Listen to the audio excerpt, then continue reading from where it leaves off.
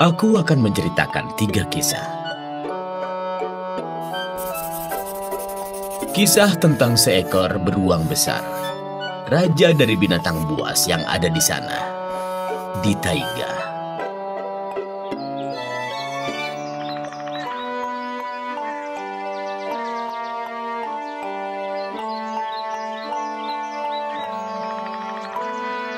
Saat itu musim semi telah datang. Beruang tidur di sarangnya sepanjang musim dingin. Dan di musim semi, sarangnya meleleh.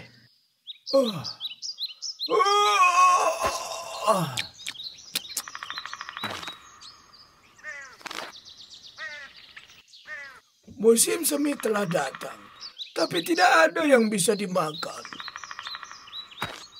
Mengapa tupai memiliki garis di punggungnya? Tidak ada beri, bahkan kacang. Lalu si beruang itu pergi ke hutan mencari makanan.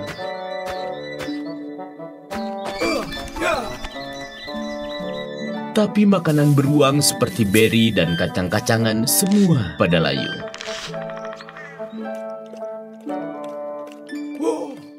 Beruang itu melihat potongan kayu tua. Aku akan beristirahat di sini sebentar. Ternyata ada lubang tupai persis di bawah kayu itu. Dan beruang itu hampir saja menghancurkan sarang tupai itu.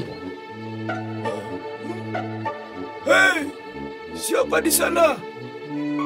Keluar!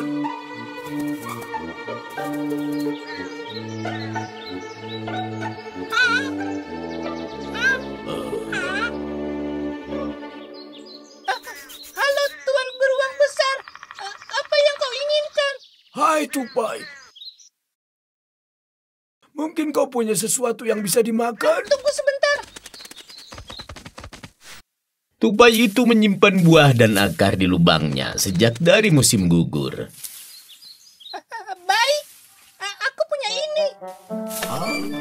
Lalu tupai itu mulai berlari bolak-balik. Di sini dan di sana. Di sini dan di sana. Di sini dan di sana. Di sini. Di sana. Di sini dan di sana. Di sini. Di sini. Baiklah, itu saja beruang. Sudah tidak ada lagi yang tersisa. Aku tidak butuh apa-apa lagi. Aku kenyang. Kau mungkin binatang kecil, tupai.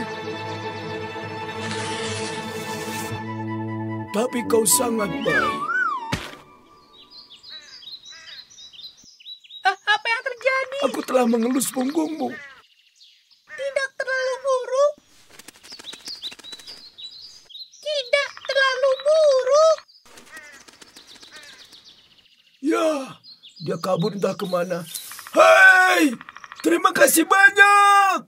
Tupai yang baik. Ya, dan sejak itu semua tupai punya garis di punggungnya. Begitupun anak-anak mereka dan keturunan mereka. Dan ketika mereka ditanya dari mana garis-garis indah itu berasal, mereka akan menjawab, Kita punya garis di punggung karena si beruang besar.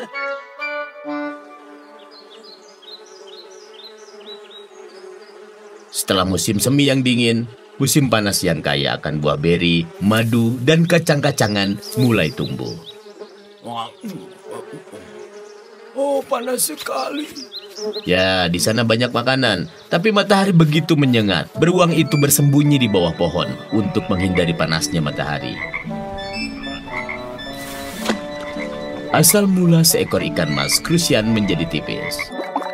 Seekor ikan mas krusian tinggal di danau, dan dia adalah seorang pembual dan pengganggu.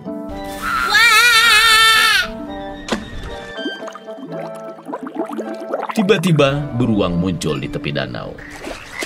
Halo beruang, apa yang membawamu kemari? Hai ikan, aku datang untuk minum. Cuaca panas sekali. Seperti kau tahu, buluku hangat dan matahari sangat membakar. Kalau begitu masuklah ke sini. Di sini segar sekali. Tidak, terima kasih. Kau memang harus hidup di air dan aku di darat. Tentu saja, kita punya hidup masing-masing. Kalau aku dapat hidup di pinggir pantai dan di dalam air. Di sini, di sana, di sini, di sana, di sini, di sana. Aku juga bisa hidup di sana, di sini, dan di sana. Tapi aku tak Ayo mau. kita adu kekuatan. Kau masuk ke dalam air dan aku melompat ke pinggir danau. Yang menang adalah siapa yang bisa bertahan lebih lama. Pasti sangat seru. Bagaimana? Apa? Apa kau bilang? Kau ingin aku berdebat dengan ikan? Pergi sana. Kau takut rupanya, penakut. Siapa? Aku. Siapa lagi? Tentu saja kau bodoh. Baiklah, tunjukkan padaku.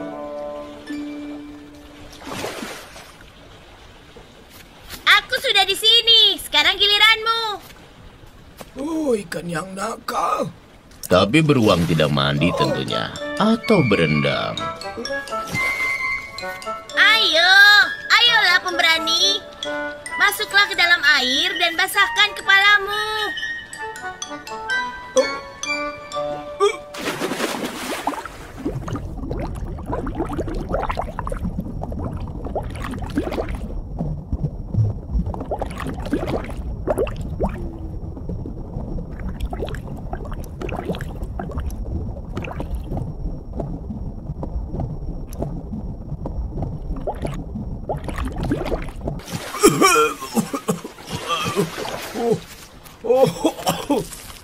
Aku tidak ingin menguji kekuatan kita lagi.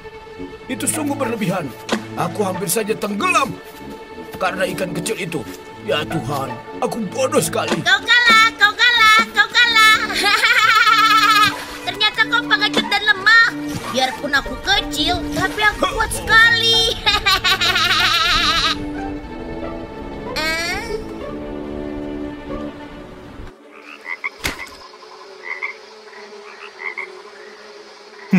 Yang tadinya ikan itu bulat dan tebal, lalu sekarang menjadi rata dan tipis. Berenanglah dengan bentuk seperti itu. Dasar kau tidak tahu malu. Ikan usil. Ayo uji kekuatan kita. Menyelam, ayo. Bagaimana? Kamu suka itu sekarang? Setelah itu, semua ikan krusian tipis dan rata, serta anak-anak mereka dan semua keturunan dari mereka.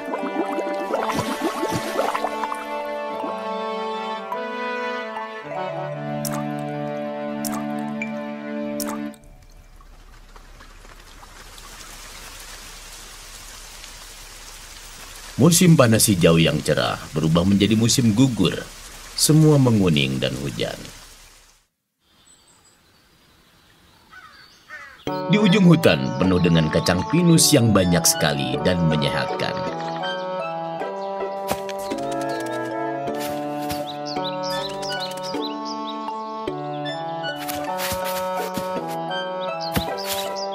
Beberapa burung terbang ke selatan, dan yang lain tinggal di wilayahnya sendiri.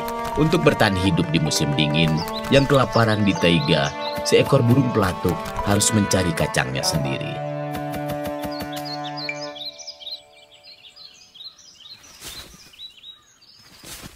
Asal mula burung pelatuk kurus.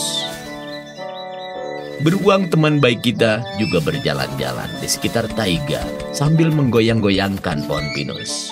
Untuk persiapan tidur musim dingin nanti dengan perut yang sudah penuh terisi dengan makanan. Sungguh sulit untuk beruang tua sepertiku untuk membungkuk dan mengambil buah pinus yang jatuh. Seandainya saja mereka bisa mengumpulkan diri mereka sendiri, sungguh sangat memudahkanku.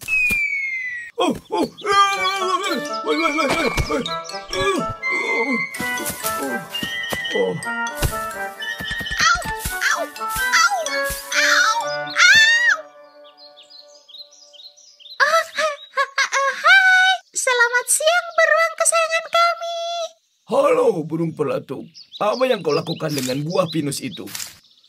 Aku telah membawakanmu biji buah pinus terbaik, dan aku bisa membawakanmu 10 lagi seperti ini. Di sini banyak sekali buah pinus. Kau sebaiknya membantuku untuk mengambilnya. Tentu saja, aku akan membantumu, beruang kesayangan kami. Tapi coba lihat, ada begitu banyak buah pinus di sini. Bolehkah aku meminta bantuan pada saudara-saudari dan teman-temanku? Tentu saja, ajak mereka semua untuk membantu. Hei.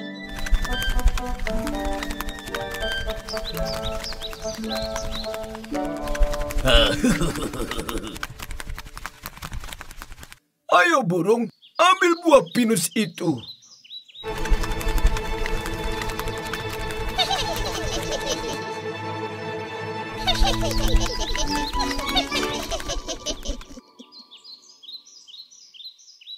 Hei, burung tutul, kamu kemana? Hah?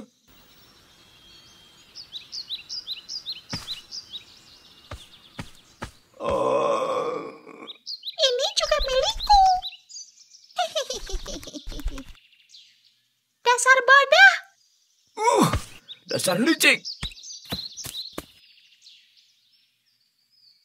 Baiklah, Rakus. Kau tidak akan pernah bisa segemuk aku. Dan juga sehat sepertiku. Ya, tentu saja. Mereka yang serakah dan licik tidak akan pernah bisa bahagia. Astaga, itu hebat. Bagus. Sejak saat itu, semua burung pelatuk serta anak-anak mereka dan semua keturunan mereka selalu kurus dan tidak akan pernah bisa gemuk. Lihatlah, beruang itu pergi. Kembali ke sarangnya untuk melewati musim dingin. Dia kembali besar dan tebal lagi. Jadi, tidak ada satu cerita hutan pun yang tidak bisa dilakukan tanpa beruang.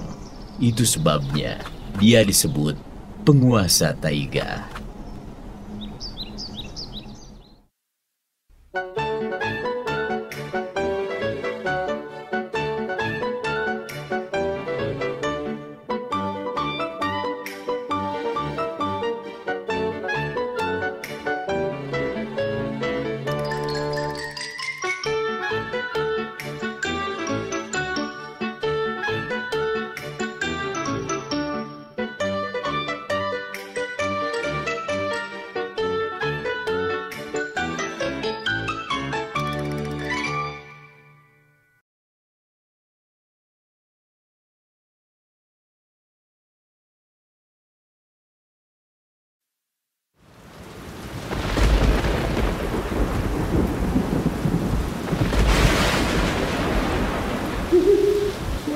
Saat badai di suatu malam, ketika seorang pemilik rumah yang baik tidak mengharapkannya.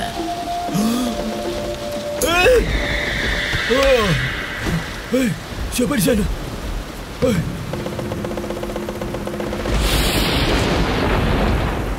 Satu kata, cuaca buruk sekali. Deras dan lebat. Ya, saat musim dingin tiba, akan lebih buruk lagi.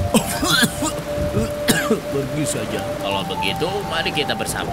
Kelinci dan aku telah bersama selama 2 tahun. Sahabat baik. Jika kita bertiga melewati musim dingin akan jauh lebih mudah. Ya, mudah. Ya, mudah. Akan lebih menyenangkan untuk membangun rumah. Membangun rumah akan sangat menyenangkan, tapi kita... Tidak tahu caranya.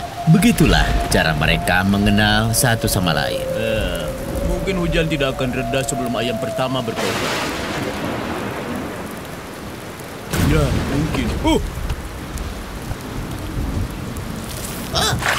Di mana aku?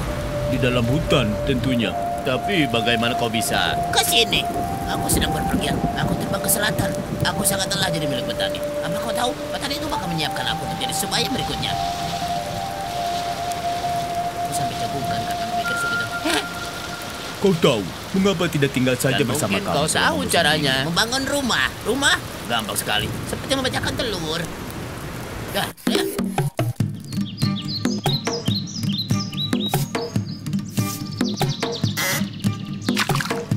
Dan akhirnya mereka hidup bersama, mempersiapkan musim dingin. Sang beruang membangun ternak lebah. Dengan sarang lebah, dia bisa minum teh dengan madu di musim dingin nanti. Sang serigala menangkap ikan dari sungai untuk dikeringkan dan dibakar.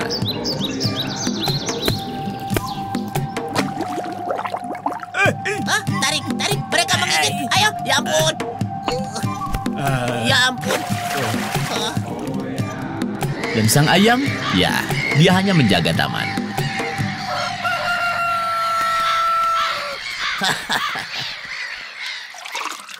Nah, kawan-kawan, bukankah ide yang baik kalau kita membeli seekor sapi? Ya, seekor sapi itu ide yang bagus. Mentega. Daging sapi. Benar kawan, dari susu kita bisa membuat mentega yang bisa kita makan di musim dingin nanti. Baiklah, Ya, oke. baiklah. Dan mereka memutuskan untuk membeli seekor sapi. Ayo kau kelinci, jangan sedih saat kami pergi. Sang kelinci tetap menunggu di rumah. Kuka duduk dulu di atas sedak.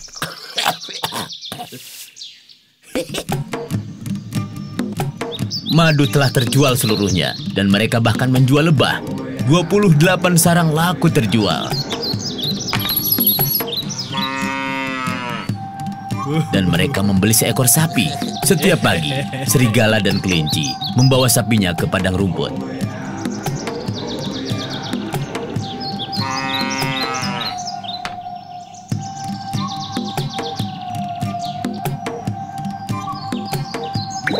Mereka menyaring krim dari susu dan mengaduknya menjadi mentega.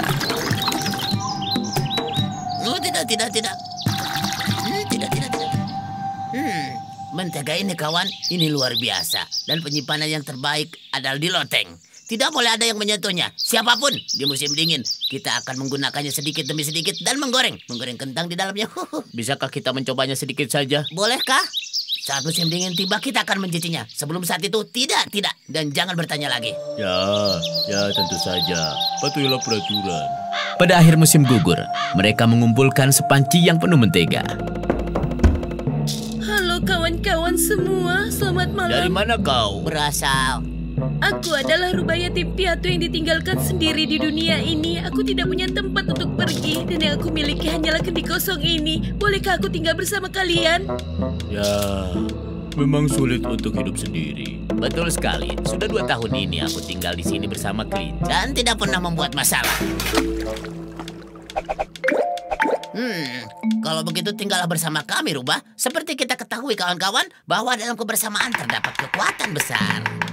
Akhirnya sang rubah hiduplah bersama mereka. Sikapnya sangat baik dan ramah dan selalu mencoba menyenangkan semua orang.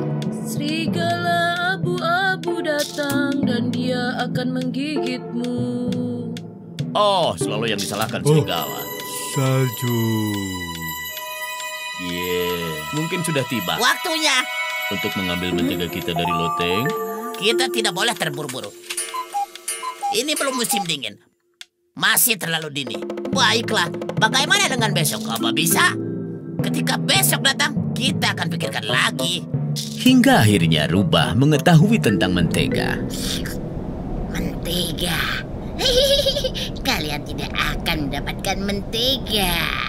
Hei, apakah rubah yatim piatu itu ada di rumah? Ya, dia di rumah. Dia akan segera kembali. Katakan padanya untuk datang ke pesta ulang tahun Musang dan buatkan nama untuk anaknya.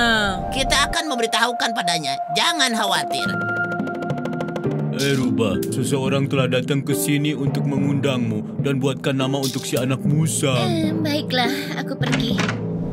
Aku telah mempermainkan dan mengecoh mereka, tapi mereka tidak sadar. Rubah menemukan pohon besar yang kosong dan menyembunyikan mentega di sana. Ceritakan, bagaimana mereka menjamumu? Aku diberikan kue ikan goreng diisi dengan mentega cair. Dan nama apa yang kau berikan pada bayi musang? Primo. Keesokan harinya, hal yang sama terjadi. Aku diundang lagi ke pesta ulang tahun. Jadi apa nama yang kau pilih kali ini? Medio. Dan di hari yang ketiga, Rubah mengambil mentega yang tersisa. Sekarang nama apa yang cocok untuk sang bayi? Finalio. Dan akhirnya, salju pun turun. Mungkin sudah saatnya hari ini kita bisa makan mentega kita. Ini sudah lama sekali. Sangat lama. Sekarang waktunya. Hei Rubah, ambilkanlah mentega itu di loteng. Siapa? Aku?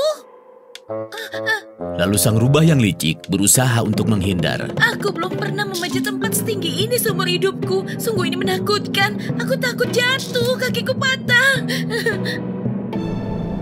Mentega itu tidak ada di tempatnya. Bagaimana bisa terjadi? Lalu di mana Coba mentega kita kita? Mentega kita kemana? Ini aneh sekali. Kemana bisa? perginya mentega itu? Mana menteganya?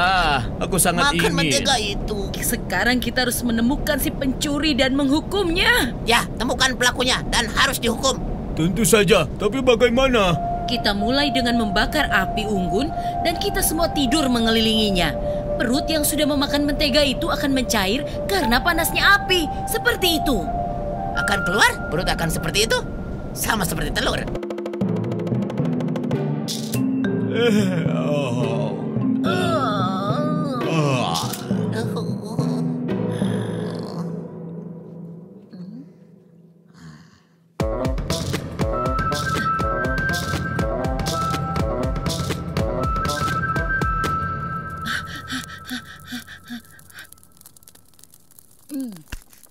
Bangun! Hah? Bangun! Ada apa?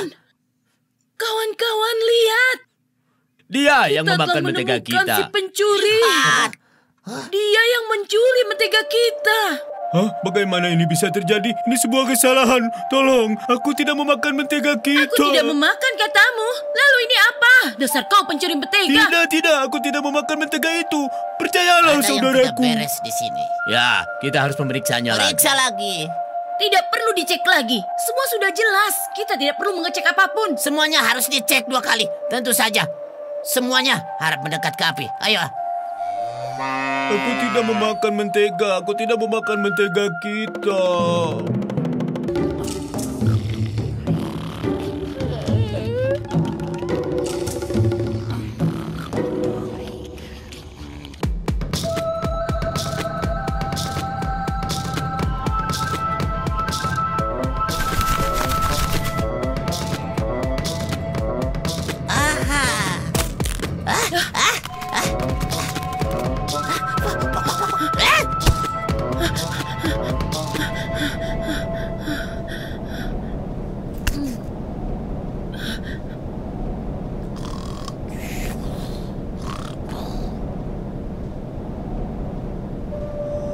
Apa ini? Aku tidak memakan mentega sedikit Sudah pun. kubilang pada kalian semua. Dia inilah yang memakan mentega kita. Bagaimana bisa? Besok pagi kau pergi dari sini beruang, menjauh dari rumah kami. Kami tidak butuh pencuri. Besok pagi kau harus sudah angkat kaki dari sini. Kenapa seperti ini? Aku tidak memakan mentega itu. Kenapa aku diasingkan?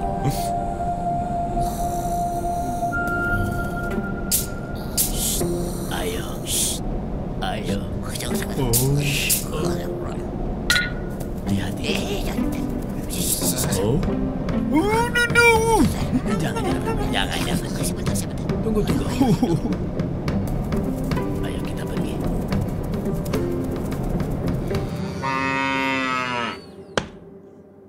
Ayo bangun, pergi dari sini. Pergi dari rumah kami. Jangan pernah kembali lagi. Kembalilah ke asalmu.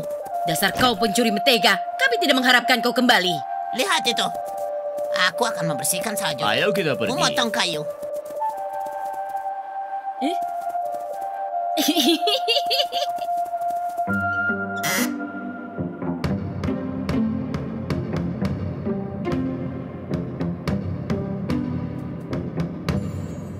Di mana? Di mana semua mentega itu? Aku menyembunyikannya di sini. Oh, rasakan itu. Jangan gigit aku. Rasakan itu. Pergi kau. Pergi. Pergi kau. Curi! Pergi kau. Rasakan itu! Begitulah akhirnya sang rubah mendapat hukuman karena telah menjadi licik dan tamak.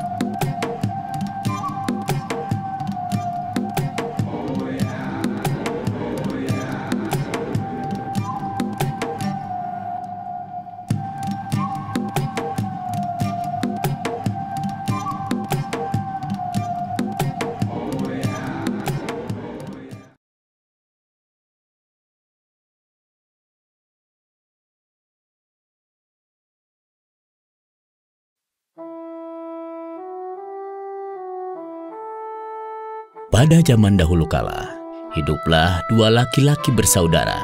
Satu di antara mereka, Ignat, yang sangat kaya, dan yang lainnya bernama Kuzma. Dia orang yang sangat miskin. Yang dia miliki hanyalah seekor kuda. Kusma bisa berbangga. Dia punya putri yang sangat pintar. Selamat pagi.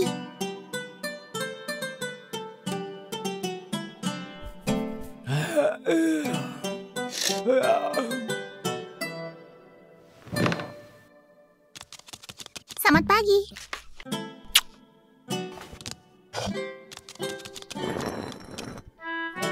Sayangku, balik ya. Cintaku, kesayanganku. Tulang punggung kita.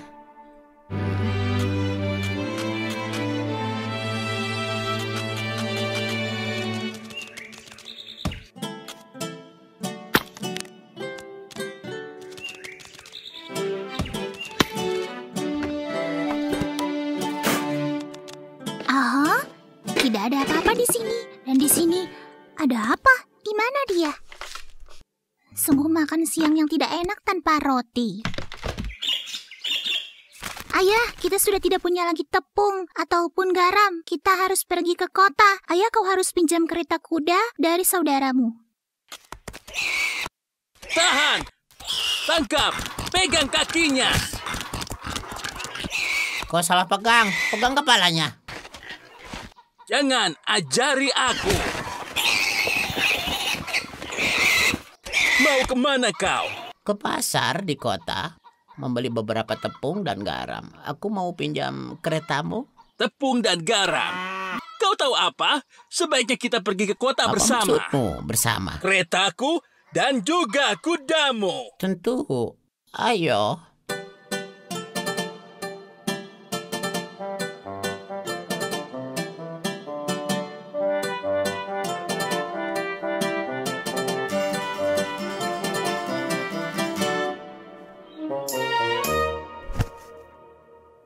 Oh, wow.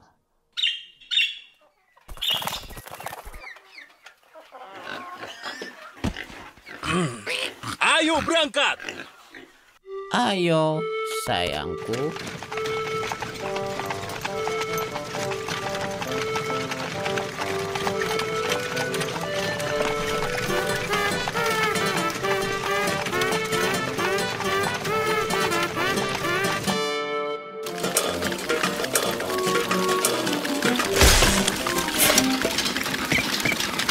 Jangan terlalu cepat.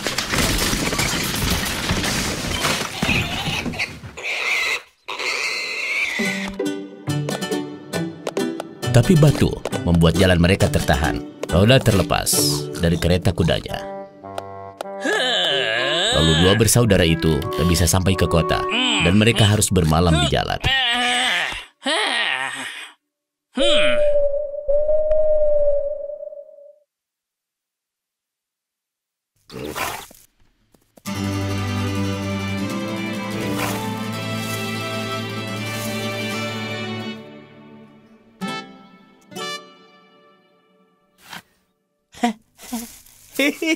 Terima kasih untuk keberuntungan ini.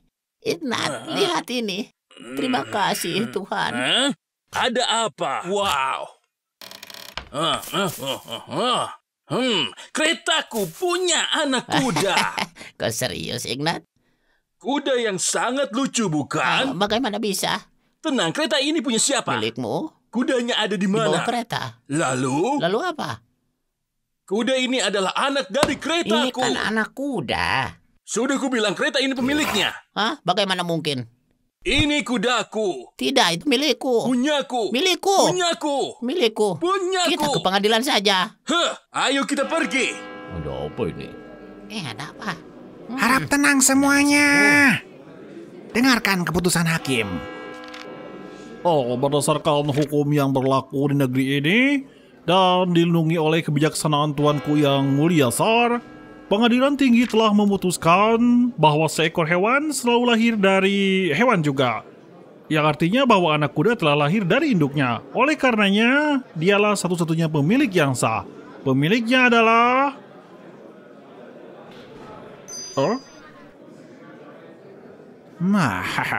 kereta kuda. Jadi pemilik anak kuda itu akan diberikan kepada Ignat. Bagaimana ini bisa terjadi? Kalian, pengadilan macam apa ini? Di mana keadilannya? Kuda itu lahir dari induknya. Keadilan keretamu dan negaramu brengsek dan Raja Sar. Apa?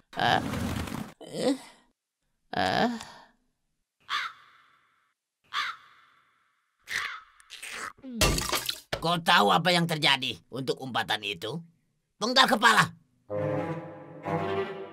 Baik, anak-anak. Jadi kita memutuskan kuda itu milik siapa?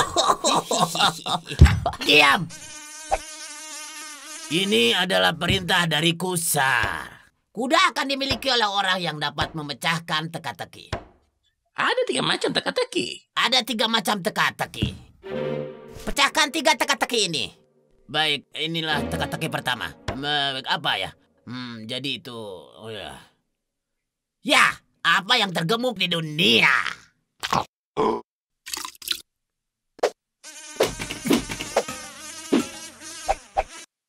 Apa yang tercepat di dunia? Dan apa yang terlembut di dunia? Kau harus punya jawabannya sampai besok. Apa yang tergemuk? Apa yang tercepat? Hus!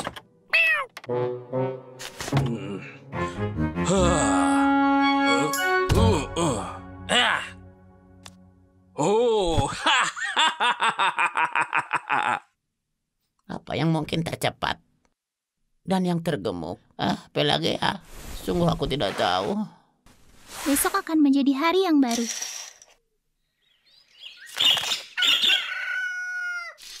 Ini sudah siang, Ayah. Bangun, Raja Sar menunggu. Aku sudah mendapatkan jawaban teka-tekinya.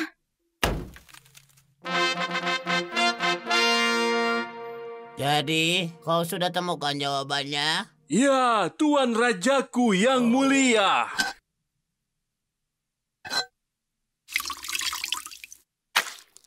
Kalau begitu jawablah.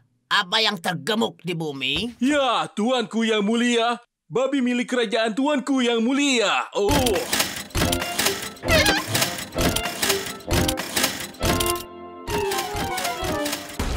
Dan apa yang tercepat di dunia? Yang tercepat di dunia adalah kuda coklat milik Tuan yang mulia.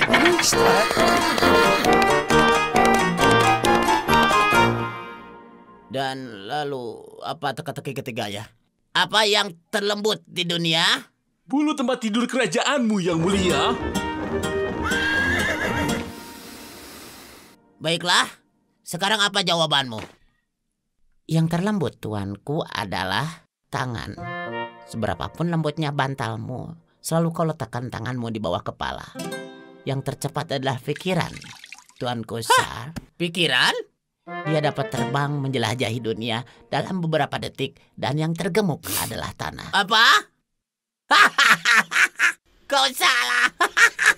Tentu saja tanah adalah yang tergemuk. Seperti kalian tahu, dia yang memberikan makan dan minum kepada semua orang dan memberikan kesuburan pada segalanya. Dan apapun yang ada di mejamu, semua adalah pemberian dari tanah. Apa kau memikirkan semua ini sendiri? Tidak, putriku yang membantu. Apa putrimu? Sebesar ini? Sangat pintar.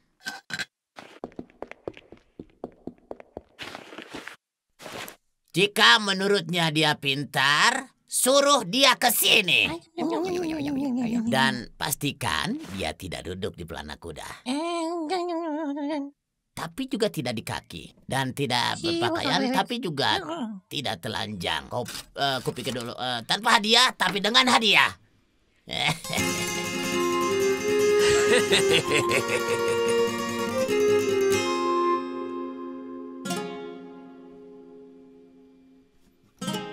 Kita butuh kain jaring.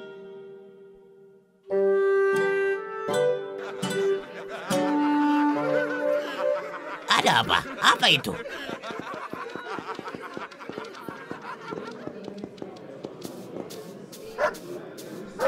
Apa ini?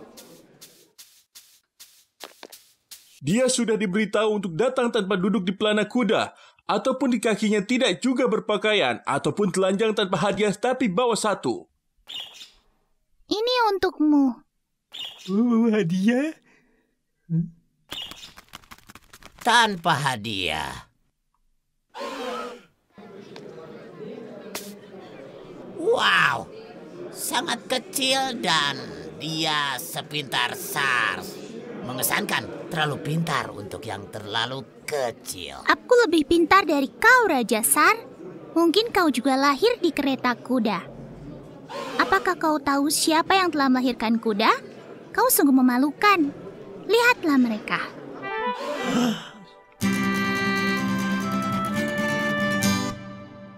Ya, benar sekali. Ya, benar. Kuda kecil itu adalah anak dari induk kuda. Oh, tidak, Tuanku Sar. Tolong ampuni aku. Ini, ambillah kuda mainan. Anak dari gerobak.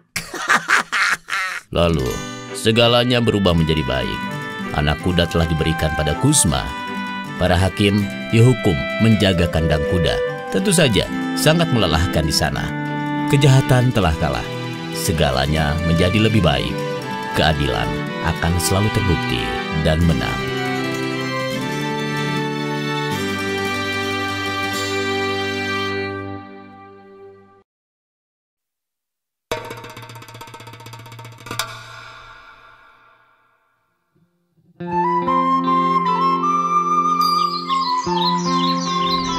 Kala itu ada seorang tukang giling yang kaya raya yang tinggal bersama istrinya di sebuah desa. Dia memiliki peternakan yang sangat besar. Mereka hidup dalam kemakmuran. Gudangnya penuh dengan jagung. Tapi mereka sangat serakah. Mereka bahkan tak mau berbagi salju di musim dingin.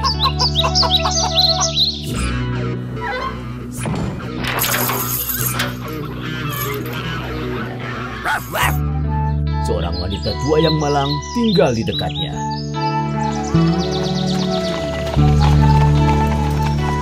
Wah, ayo jalan.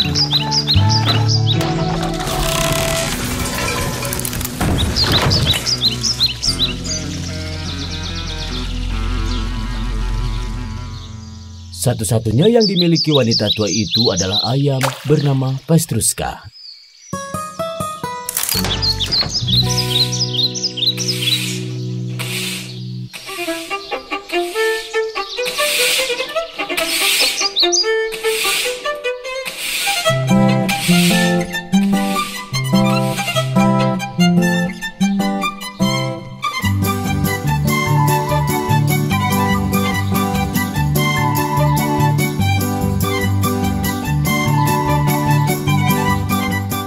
Pada suatu hari, istri si tukang giling merasa iri. Dia juga ingin memiliki ayam yang berwarna-warni. Oh, pep, pep, pep, pep.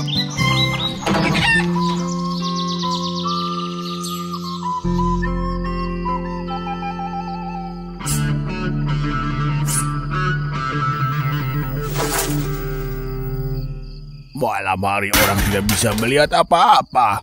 Kenapa kau taruh di sini?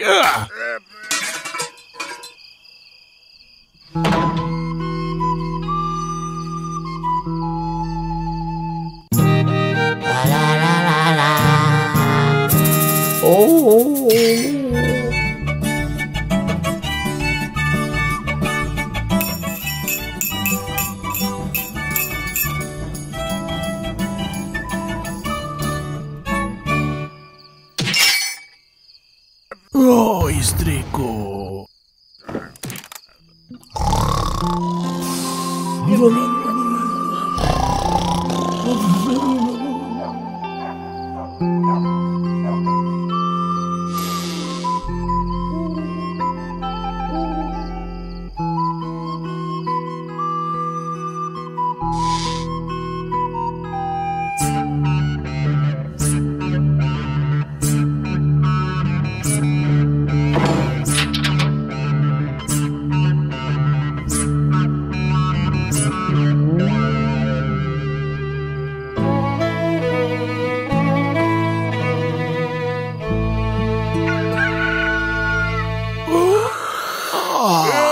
Pagi harinya, ketika si pria itu bangun, dia terkejut dengan apa yang dia lihat.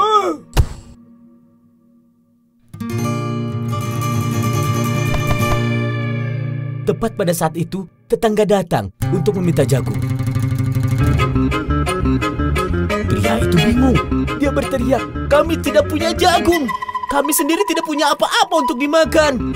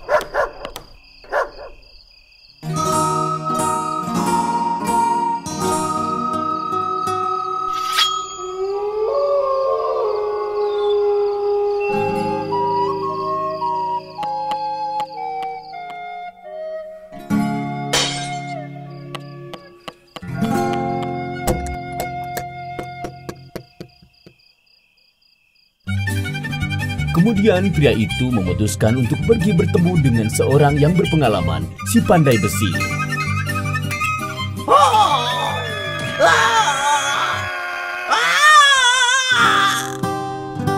Pria itu memberitahunya tentang permasalahannya dan meminta dia untuk membantu.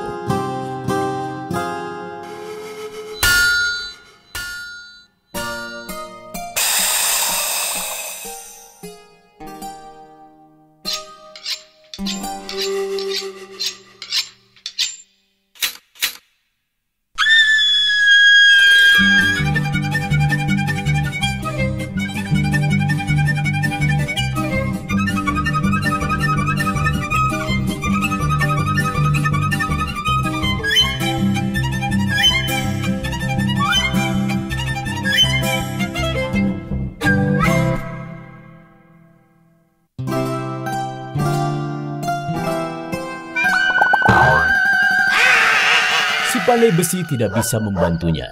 "Pergilah ke tukang tong," katanya. "Mungkin dia bisa membantumu."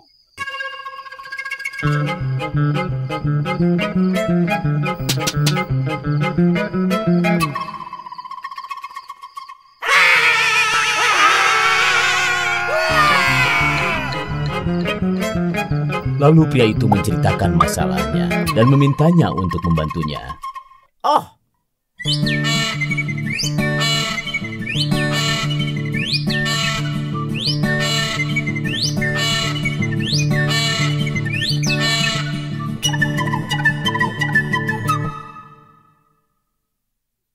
pria itu tidak menyukai ide ini.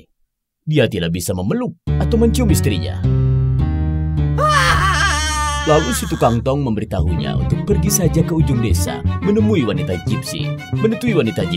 Mungkin dia akan tahu dari mana masalahnya berasal dan apa jalan keluar yang harus dilakukan.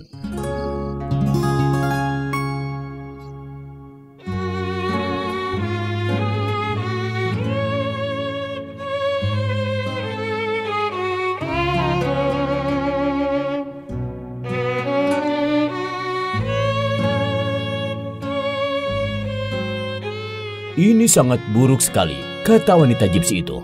"Istrimu telah mencuri ayam Petruska dari wanita tua tetanggamu itu. Hanya satu hal yang bisa menyelamatkan istrimu dan kau juga tentunya. Hanya jika kau melakukan perbuatan baik untuk tetanggamu dan dia akan mengucapkan padamu kata ajaib. Terima kasih."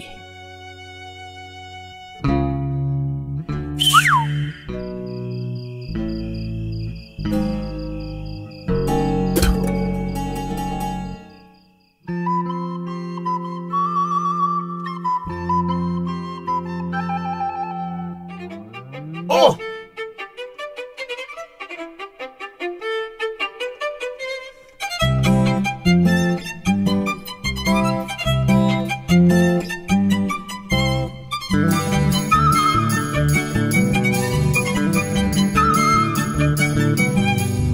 Wanita tua itu bertanya pada si pandai besi dan tukang tong, bagaimana cara membalas kebaikan mereka.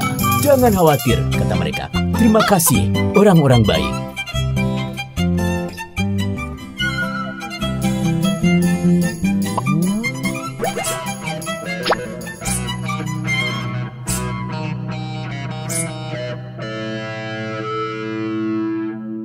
Jika kau melakukan hal baik untuk tetanggamu dan dia akan memberitahumu kata ajaib.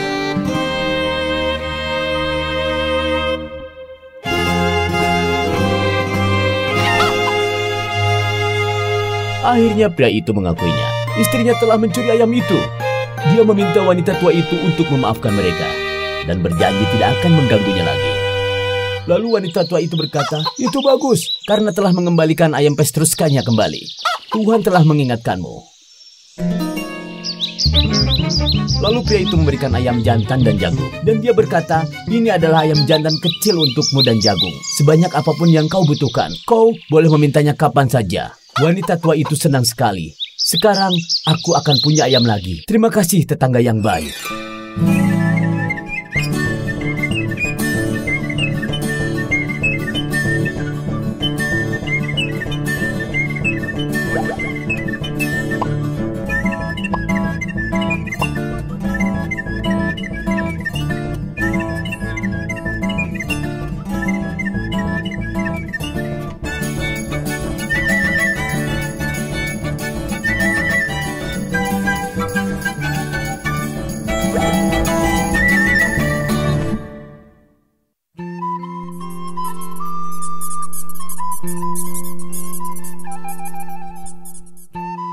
Sejak itu, istri si tukang giling tidak pernah mencuri lagi. Dan pria itu tidak pernah memperlakukan tetangganya dengan buruk lagi.